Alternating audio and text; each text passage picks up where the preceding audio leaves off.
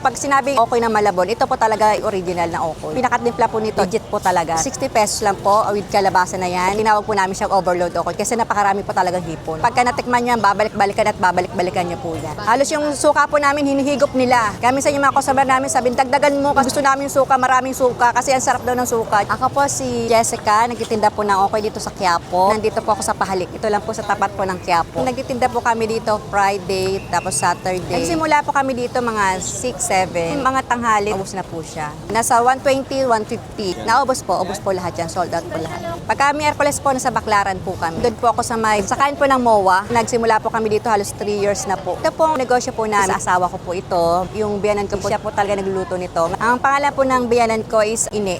Ito na po talaga pinaka-trabaho nila at saka hanap buhay nila. Yung biyanan ko po kasi hindi na po talaga totaling kaya magtindan. Kaya kami po ang nagpatuloy para yung ibang tao is makakain din naman po ng Okoy galing sa Malabon. Hindi na po nila kailangan pumunta ng Malabon, kundi dito kami na po ang lumalapit para po sa kanila. Gusto niyo pong order, ma'am, sir? Kontakin niyo lang po kami sa 0912-941-2756 po. Salamat po sa mga customer po namin, talagang tumatangkilik ng paninda po namin. So magitan niyo, malaking tulong po sa amin bilang siyempre naghanap buhay. Kaya God bless po sa inyong lahat. Thank you po.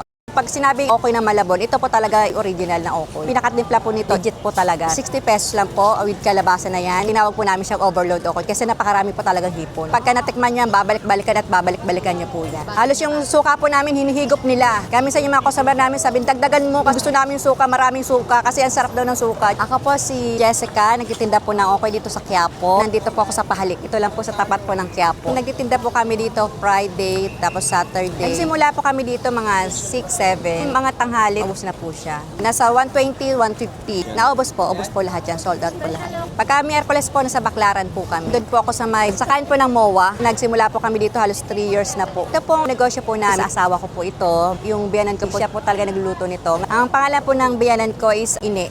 Ito na po talaga pinaka-trabaho nila at saka hanap buhay nila. Yung biyanan ko po kasi hindi na po talaga totaling kaya magtindan. Kaya kami po ang nagpatuloy para yung ibang tao is makakain din naman po ng Okoy galing sa Malabon. Hindi na po nila kailangan pumunta ng Malabon, kundi dito kami na po ang lumalapit para po sa kanila. Gusto niyo pong order, ma'am, sir? Kontakin niyo lang po kami sa 0912-941-2756 po. Salamat po sa mga customer po namin, talagang tumatangkilik ng paninda po namin. So magitan niyo, malaking tulong po sa amin bilang siyempre naghanap buhay. Kaya God bless po sa inyong lahat. Thank you po.